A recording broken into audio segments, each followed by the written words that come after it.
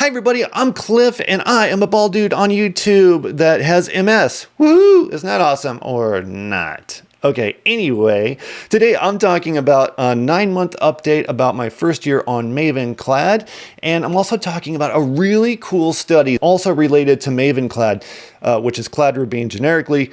This is just a really cool study that you're not going to want to miss. If you've been thinking about Mavenclad and it's been bouncing around in your head as a possible option, this might give you some fuel for thought. So first of all, let's talk about my 9-month update. Okay, I tried Ocrevus. It didn't work. The crap gap was terrible. Now, it did, I think, stop the progression of the disease, but I just couldn't handle the side effects. Then I tried Kesimpta. Hey, it worked. It stopped the B cell thing from going crazy and the disease from progressing. However, the side effects from the injections just wiped me out. The fatigue was terrible. The respiratory infections, I couldn't get rid of them. They'd go away, they'd come back, they'd go away, they'd come back, they'd go away and come back. So my only option was Mavenclad or Cladribine. And so I decided to do it, being absolutely terrified. I had to think about my family and what happens if I don't do something about my progressing MS.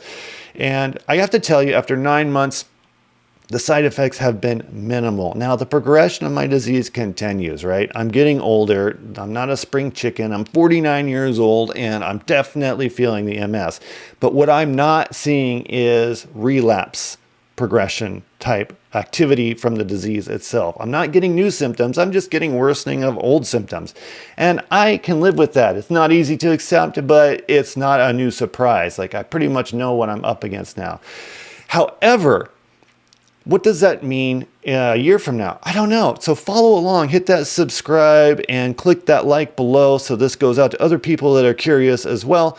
And let's see what happens with this Mavenclad thing, because so far so good. I'm feeling decently functional on it. I'm just not as wiped out as I was with the other things, or as sick as I was with the other DMTs. So far so good. Now that brings me to the Clarify MS study. The Clarify MS study was just summarized by Dr. Andrea Lobo over at BioNews yesterday, and it is pretty awesome, I have to say. Okay, so what is it? It was a phase 4 clinical trial designed to evaluate the real-world impact of Mavenclad or Cladribine on the quality of life and cognitive function of patients with highly active relapsing multiple sclerosis, or RMS. And we all know the cognitive issues with this disease are some of the most challenging. The fatigue is one, but the cognitive just drives me crazy. Like the whole, I cannot get a word out of my mouth even though I'm thinking about it, or I cannot think of the word. It just drives me nuts. And it can be a career killer. And I think for people in their 20s, 30s, and 40s that are just starting their careers or at the height of their career, to get diagnosed with MS is, well, can feel catastrophic. But maybe it's not. Maybe it's not. And this study shows that. Okay, so while earlier phase 3 trials focused primarily on physical relapses and brain lesions, Clarify MS looked at how the drug affects the daily lives and mental sharpness of patients over a 2-year period. Okay, I'm going to get into the study demographics here. There were 482 patients with highly active relapsing MS. The average age was 37.4 years. The gender was primarily female at 70%. Thank you, women, for being the ones that always show up and make these studies happen. You guys are awesome. And the treatment history, it was a mix of treatment-naive patients, 28%. That means people that have never been on a DMT before, and those switching from other MS therapies, other DMTs. It didn't mention those therapies, but things like Ocrevus and Kesimpta. So what are the key findings in this? The study utilized the BICAMS, Brief International Cognitive Assessment for Multiple Sclerosis, to measure the mental performance. And I would have not scored well on this. Stability. Most patients maintained stable information processing speeds and visual spatial memory over a 24-month period. That's big. Like, when this thing is out of control, this MS thing is out of control, I think 2 years feels like decades in terms of how fast things can progress and feel declining. The improvement. There was a statistically significant improvement in verbal learning and memory tests after 2 years. Now, there was clinical significance. Roughly 35% of patients showed a meaningful increase in their symbol-digit modalities, or SDMT scores, which measures how quickly the brain processes information. And if you're living with MS, and you probably are because you're watching this, you can feel that slow processing happening on your bad days, right? And I've actually shown how that works in my previous videos in actual mechanical experiments. And so if you haven't seen those, you can go back and look at those videos. They're pretty fun, very easy to understand. So what are the key findings? The quality of life and employment. The study aimed to see if stabilizing disease translated to staying in the workforce. Now, this isn't mentioned in the study. I'm just going to tell you something that I happen to know from the studies that I've read over. Once you get over the age of 46 years old, the rate of not participating in the workforce with MS jumps to like 60%. That means people 46 years old and over that have MS are have a 6 out of 10 chance of not being employed at that point because it becomes too difficult for them to manage their disease and a career. So the employment status remained remarkably stable in this study. Over 90% of participants who were employed full or part-time at the start of the study retained their jobs after 2 years. Now, keep in mind, the average age was 37. They still have energy and time on their hands. And when I was 37, I felt very different than I do now at 49. And in fact, I wasn't even diagnosed with MS at that point, but it was really very much so affecting my life. Quality of life. Participants reported sustained improvements on both physical and mental related quality of life scores compared to their baseline before starting the treatment. But what was the treatment regimen? Okay, the study followed the standard Mavenclad dosing. This is the one I did. Short course. Patients took oral tablets for a maximum of 10 days in year 1 and 10 days in year 2. I haven't made it to year 2 yet. Maybe I'll feel better. I don't know. Maybe I'll have better processing or something.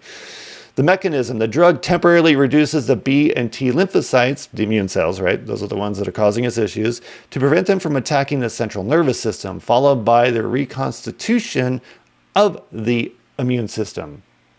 That means as it comes back.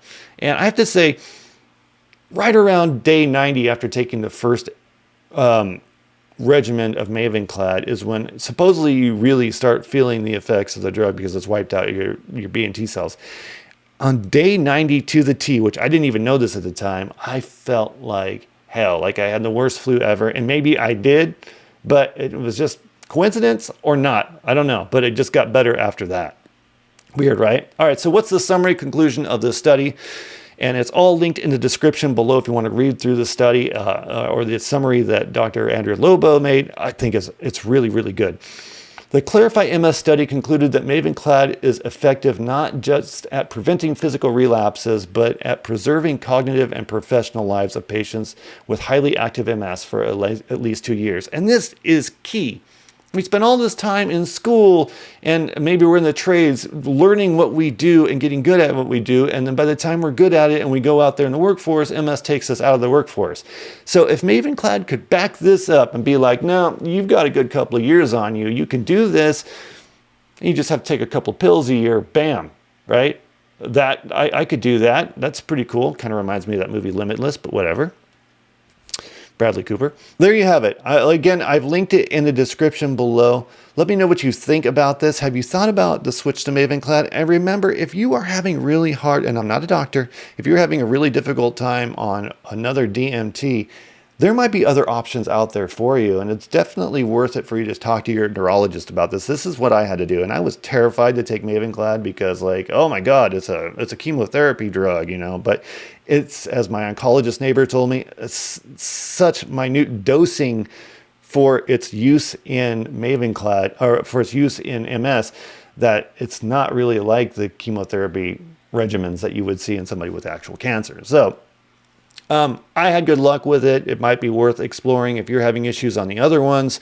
And the more I talk to support groups and the more involved I am with MS groups in general, the more I think Mavenclad is starting to gain traction, if for no other reason than the ease of dosing. You don't have to get an infusion. You don't have to inject yourself. It's not once a month. It's like take a pill every day for 2 weeks, for 2 years, done. Or maybe it's a couple of pills or whatever the dosing is for you. it was easy. It was really easy. And I just had to remember to eat because I got a little bit nauseous on it and a little bit tired, but nothing compared to the other DMTs. I was experiencing big issues with those. So anyway, that is a really cool and interesting study. Again, it's a small study of 482 participants. Please comment below, like, and subscribe. Let me know what you think about Mavenclad. Have you tried it? Are you interested in trying it? Do you have any concerns about it? Did you try it? Did it not work for you? Anyway, I need a nap. I'm Cliff, and this is Life with MS, and I will talk to you soon. I'm going to go work on that big project I've been talking about in my other videos that I have not done the big reveal on, but if you look around in the video, there may be a hint. Talk to you soon. I'm out.